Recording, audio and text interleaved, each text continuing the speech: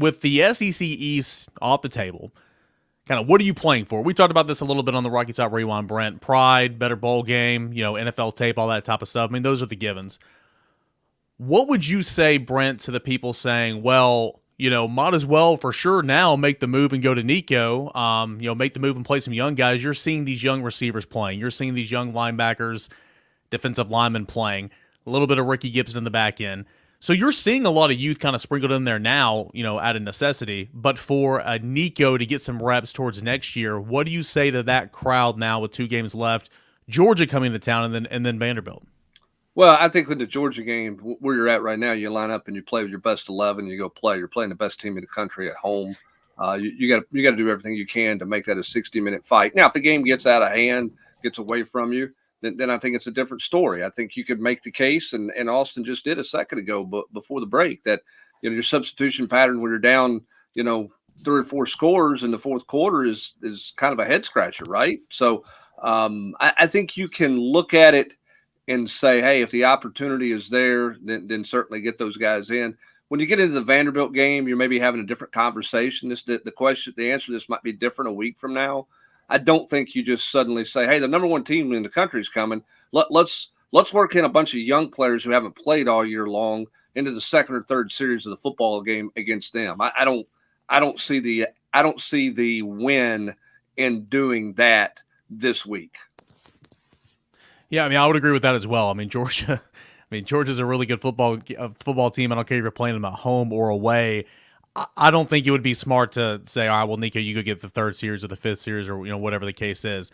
Vanderbilt, I agree with you. I think can be a different situation. But Austin, it's that precedent, right? Do you want to set that precedent saying, okay, well, if going to the SEC title game or the college football playoffs off the table, let's just go this complete youth movement? Because there were so many years, and I know it's a different time now. You got a new head coach, you're successful. So many years you were fighting for bowl eligibility around this time of the year.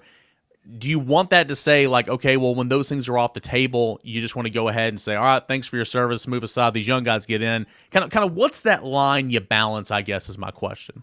Well, I think more than anything, I don't think you may say, I get a few fans maybe saying, bench Joe, play Nico. But, I think the biggest thing is like, is time and place in the game. Like if Tennessee's, playing Georgia Saturday and Georgia's up 3 or 4 scores in the fourth quarter, you should play a bunch of young guys because you need to see what they have and let them play. That's why I like Saturday. Like I thought it would have been beneficial for Nico, Addison Nichols, Ethan Davis, some of those younger guys to play the last 5-6 minutes of the game when you're down, 30 points, because that's road snaps. And it's not a great environment, but it's okay, right? It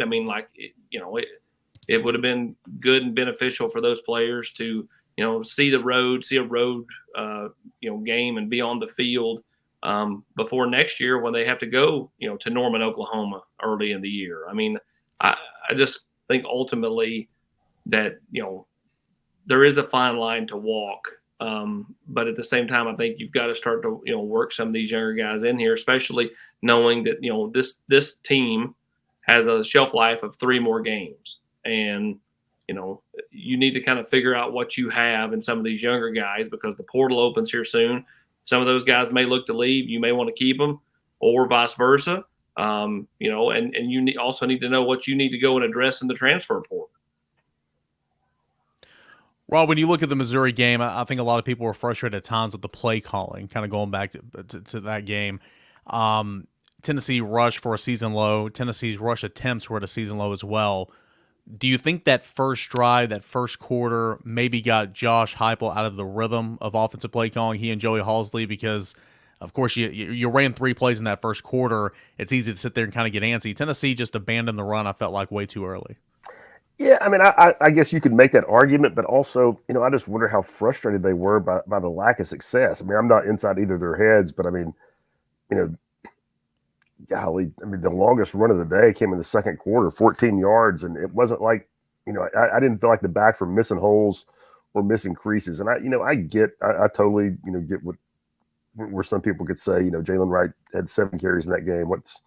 What is that? I didn't see a lot of positive reinforcement there for the ground game. Anytime you have those, that kind of number at the end of the game and in your rushing totals, that criticism is going to be there, and especially when that's been your bread and butter. But golly, I just didn't see a lot of reason or a lot of evidence for why you want to keep banging your head against the wall. And Milton was not bad, at all. 22 of 34. And he was actually a little more efficient than that until, it got into the, where it was pass every down. So, I wouldn't just go overboard with the criticism on the runs, because I just didn't see a lot of reason to be hopeful. But 23 attempts, I think, is what they finished with. That is pretty low, but probably the fourth quarter that wasn't really on the table. Well, down and distance took you out of that a little bit too. I mean, what you have 2 or 3 holding penalties, so suddenly now you're at first and 20 or second and 20, changes a little bit of that.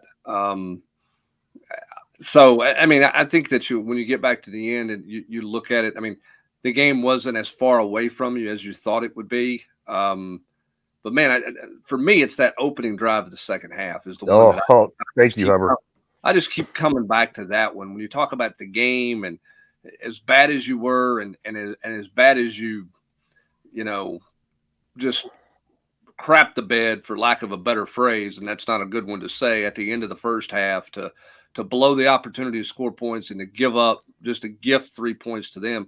You still had a chance to start the second half, and that was the deadest, most disjointed start to a second half offensively that I can remember Tennessee having. That was just nothing about that felt good when they came down the steps out of the locker room. Nothing about that thing felt right to start the second half. You're telling me the option to the short side of the field was not the right call? I didn't like it, AP. I'm gonna be honest with you. I didn't like that. I didn't like that. I also didn't like the 85-mile-an-hour fastball on the 3-yard pitch. I didn't like anything about that scenario and about that setup there. Yeah, I mean, it was bad. I mean, to me, I said going at halftime, I said this, how hype comes out of the second half will be pivotal, and it was a bad first play call, and then just compounded from there. I'm a little surprised too that they haven't thrown a few more, and I know they haven't gotten a lot of pass interference penalties in their favor. I am a little surprised they haven't thrown kind of a couple more jump balls up to see what would happen. Because you look at it, Squirrel White made just a heck of a catch against South Carolina. He made another heck of a catch against Alabama. Dante Thornton makes a heck of a catch. I mean, they've won a bunch of 50-50 balls, or a good number of them. I'm surprised they haven't thrown more 50-50 balls. Particularly when the run game's just kind of stale and it's not going anywhere. I'm surprised they haven't thrown one up to see if they get one. They took a shot in the second half and got the pass interference penalty because the guy just tackled Squirrel White there. I'm surprised they haven't taken a few more shots that way, even though guys wouldn't be 10 yards behind somebody wide open. Yeah, I agree. Again, you laid out some situations of guys have won one-on-one battles. One against Florida that I thought was really good was Dante Thornton, down the seam. I thought that was another really good one. I'm surprised again, and again, I'm not a coach. I think I know football. There's a lot that I don't know, but I'm sitting there watching that game, and what I've gone back and reviewed a little bit. You could see, Rob, the adjustments that were made defensively at Florida when you were just getting pushed around the second quarter. Come out the second half, you saw some adjustments made. I didn't see many adjustments, at least to my eye, being made in this football game. They didn't want Brady Cook to throw over their heads, allowing all the underneath stuff, did not get Schrader out of the backfield hardly at all. There was a lot of just kind of status quo defensively, and that was kind of mind-boggling to me in this football game. Well, I would say that it got worse when in the second half, or at least, I thought, Missouri, the ground game certainly got more efficient. No, I would, I'm not a coach and I don't know what went on at halftime, but no, I didn't feel like anything, really changed for the better for Tennessee in the second half. And I know, Hubbard, me and you have both written about it and talked about it. And I don't know if this is so much an adjustment as it is just a reminder, hey, watch out for this. Brady Cook with his legs just killed him. How many? There were 3 of those third down runs. They were all deep in Tennessee territory. They were all third, and I think the shortest one was 3rd and 6. and he pops loose for double-digit runs 3 separate times, twice in the first half, and then was that late in the third or early in the fourth? First fourth quarter. First play of the fourth Back quarter. on the 6-inch On the goal line, okay. On the goal when he popped, it's 3rd and 10. He gets loose for 25. I mean, I don't know if that's adjustment maybe too strong a word, but after the first one in the first quarter, gather. But hey, rush lanes. You got to keep an eye on. I mean, those were some huge plays, huge. Oh, they were ginormous. I mean, the first one prompted a 20-play, 10-minute drive, that completely got you out of any kind of hopes of an offensive rhythm in the first half. And then the one that you had and to start the fourth quarter, I mean, you got a chance right there at 22-7. You get a stop and force them to punt. You're thinking kind of the A&M type game. It's set up here. Maybe D can make a play, and hey, you get a little jump start of something that you need. The most puzzling thing about those runs to me was the fact that Tennessee wasn't blitzing. They weren't in man coverage where DBs had their backs turned to the quarterback running away from him, and he had wide. I mean, they're in zone, but they were so deep with their linebackers in zone and so scattered out that they couldn't close and create a tackle there. Sometimes that happens in man coverage, but you don't see that happen very often in zone coverage. But boy, it seemed to show up quite a bit in those 3 opportunities. They may not have been an exact zone. It may have been a combination of some stuff, but there were a lot of guys facing the line of scrimmage when he took off running. They didn't have their backs turned to him is what I'm trying to say. 3 sacks by Tennessee's defense, 5 tackles for loss in the first half, no sacks, 3 tackles for loss in the second half. Tennessee just wasn't making it a point to get back there and try to affect the passer. And it didn't banjo it, didn't spy it with a star player, a linebacker. I mean, again, there was just a lot that did not happen in that football game from an execution standpoint and a play calling standpoint, in my opinion. All right, quickly as we end here the last couple of minutes, let's look at Georgia. We'll continue to dive in and learn more about Georgia as the week goes on. But Austin, Georgia, 10-0, 7-0. Obviously, Georgia's who they've been the last couple of years. I think the biggest credit I can give to Georgia, I've said this a couple of times already this week, compared to the last 2 years, they're just good. And I think that's a testament of recruiting class, and good development. Lost a lot of name power. So is a lot of teams in the SEC and college football. But they're just all around a really solid football program. I mean, look at the stats. They're number 2 to LSU offensively in just about everything but rushing. Where they're 5th. They're on defense. They're number 1 in the conference and everything, but where they're number 2 in defending the run. This is a good ball club. Good at the line of scrimmage. Better at wide receiver this year than they were last year. And of course, you got Brock Bowers, who missed a couple games, came back, caught a touchdown last week, and of course, he's going to play against Tennessee this week. Yeah, I mean, they are just getting better and better by the week, Eric. And I think that's the one thing you can say about Georgia and under Kirby Smart is they've routinely gotten better as the years went along, and Tennessee catches them right here near the end. Now, they do have the East wrapped up. They're coming off a bludgeoning of Ole Miss, and Tennessee's has gotten bludgeoned by Missouri, and they just beat Missouri. So how much does the human element as 18 to 20-year-olds kick in and go, we're not really, this ain't no big deal. It's kind of like we had Aaron Murray on The Nation Sunday night, and, Chris said, well, you go give us a prediction on your way out the door. And he said, well, yeah, 35-17 Georgia. And Chris goes, so you're not taking Tennessee? And he goes, oh, God, no. And that's how he said it. I mean, that, and that, I think that'll be the mentality of Georgia's team. Kirby will have to find a way to get them up. The one thing is it's an old SEC East rival game. I mean, they'll be up for the game, don't get me wrong, but at the same time, it doesn't mean that they'll be fully amped. So, can Tennessee match enough of their intensity early, to kind of, hang with them, a Georgia team that, again, doesn't have necessarily the star power minus Bowers, but they've got a lot of really good football players that make a ton of plays. But look at this, Rob. I mean, defensively alone, no Nolan Smith, no Jalen Carter, no Christopher Smith, no Keely Ringo. I mean, all 4 of those guys were drafted last year. None of those guys, and still on paper, and you watch what little bit we've seen from them so far this season. I mean, top to bottom, they're just good. And you mentioned the secondary, 2 safeties, super experienced, 2 cornerbacks who break up passes all the time, and a star player who is 2nd in the conference in interceptions. Again, you're missing that NFL name power, but still just a really sound unit. Yeah, and like AP said, I mean, the thing that jumps out to me is they're getting better and better.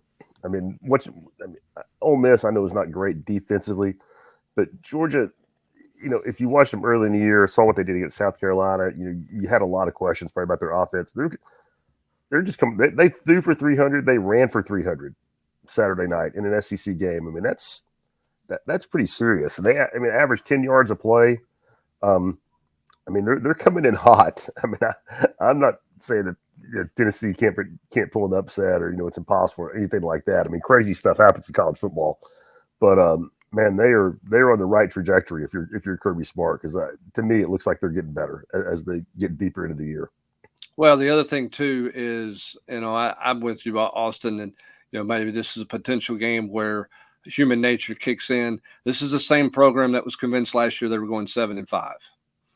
So Lord only knows what they've got, put up there and what the message will be this week about, how terrible they are. They've got no chance to win. I mean, Kirby Smart is a master motivator, and this team has college football playoff on their mind, and they know they can't slip up. I mean, I don't think Georgia's going to be napping. Will they be at the elite pitch that they were a year ago against Tennessee? I'm sure not, but I don't think they're going to be flat to be,